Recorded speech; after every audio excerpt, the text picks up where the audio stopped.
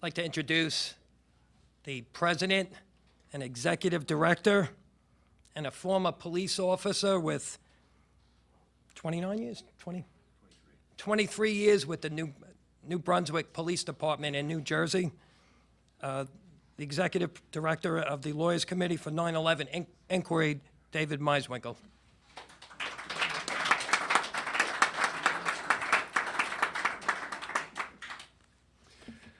Thank you for being here. We can easily forgive a child who was afraid of the dark. The real tragedy of life is when men are afraid of the light. That was said 2,500 years ago by Plato.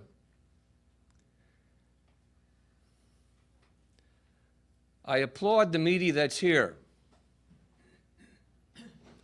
This reference is to those that aren't here, that have never been here. On 9/11, the most egregious act was perpetrated against the citizens of the United States of America. It had worldwide ramifications.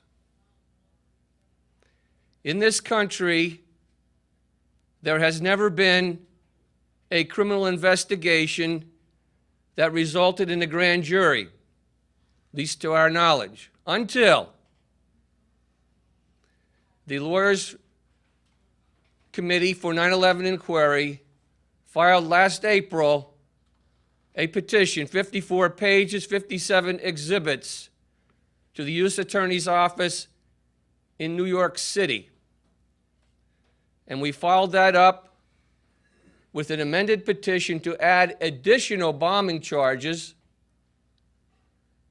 In November, we received from the U.S. Attorney, Jeffrey Berman, a letter acknowledging receipt of our grand jury petition and exhibits, saying that he read and reviewed and he would comply with the law regarding the submission. The law is 18 U.S.C. 3332A, which mandates him, I underline mandates him, to call a special grand jury to consider the evidence before him. That evidence, much of it, was gathered over many years by architects and engineers. The evidence is dispositive. In legal jargon, dispositive means no-brainer. It means all other possibilities have been eliminated, that when you look at this and analyze it, the only conclusion you can have, because all doubt has been removed, is that explosives, incendiaries, and controlled demolition were involved in bringing the towers down. Now, you heard Commissioner Gioia talk about one of his colleagues, Oriel Palmer. These firemen, these valiant firemen, went up over 70 floors, risked their lives. They had another line or two to be brought up. They were next to the fire, above the fire, in the area of the fire, about to put it out. You can imagine what must have been going on with those perhaps responsible for this action, thinking, they put it out, what's the explanation to bring the towers down? They couldn't put it out, or wouldn't be allowed to put it out, because the official story, the official government story, is office fires brought the towers down, or office fires caused by jet fuel. And as Richard Gage told you, President of Architects and Engineers, Building 7, another giant skyscraper, the third one, was not hit by an airplane. There was no fuel involved from a jet airliner. but that came down for 100 feet, 8 floors or more, at free fall rate. Free fall means there's nothing under it. And as Richard Gage explained, nothing's under it. All the columns simultaneously being taken out, falling down in its footprint. There's only one conclusion. Now, we submitted this petition giving the U.S. Attorney this evidence, and we've waited for his reply, hoping that he's acting in good faith, because it seemed like he was. At least he gave us a letter. Now, when we received that letter, I'd like to say that we were invited into the castle, because for all these years, the truth has been out there, but it seemed like the official story was blocking the truth.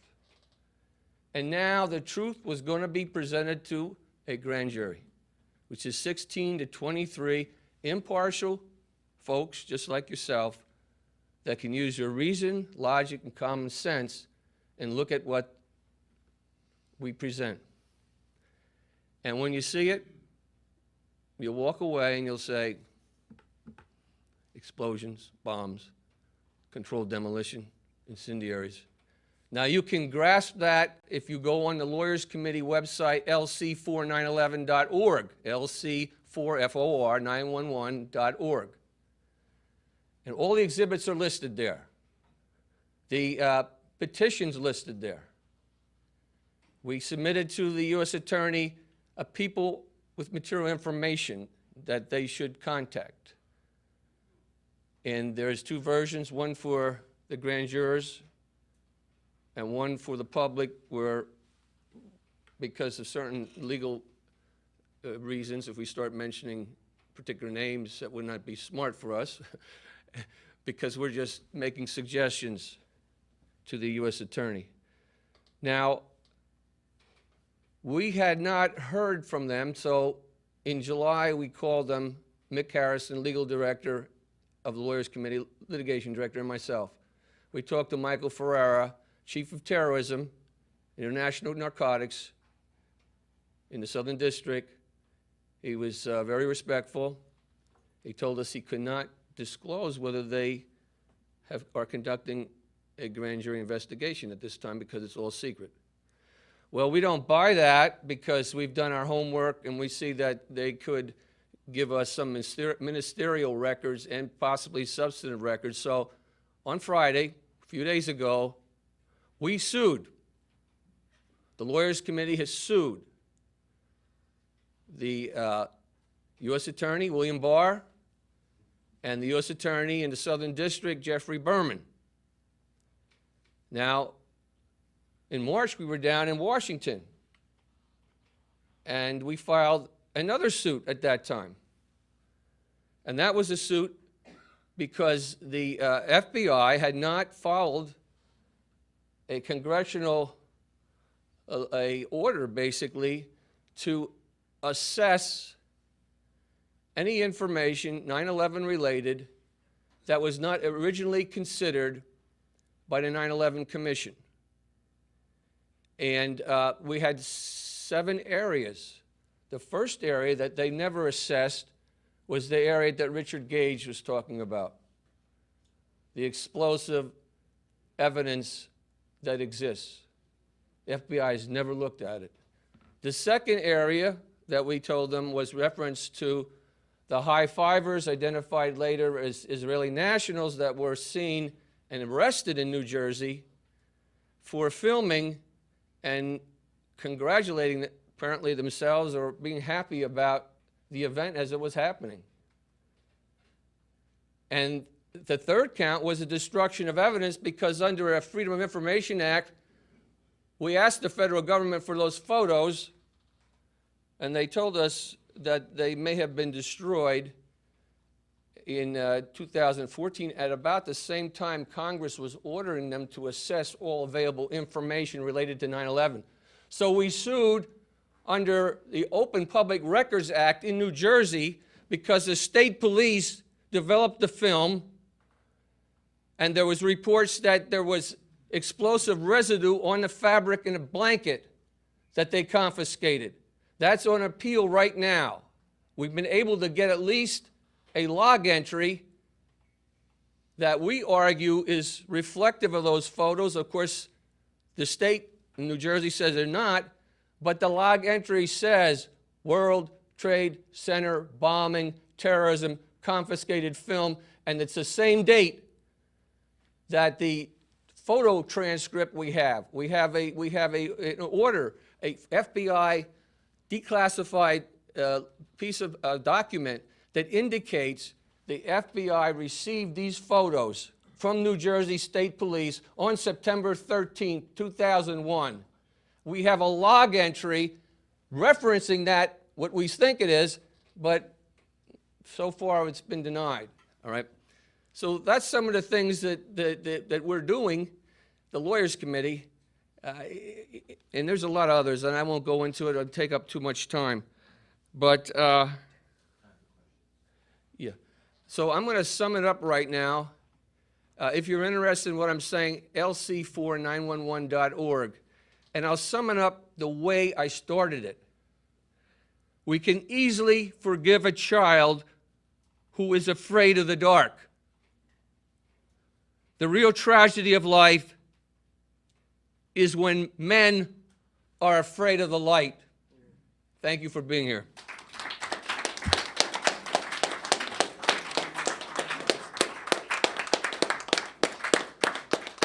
Thank you, David.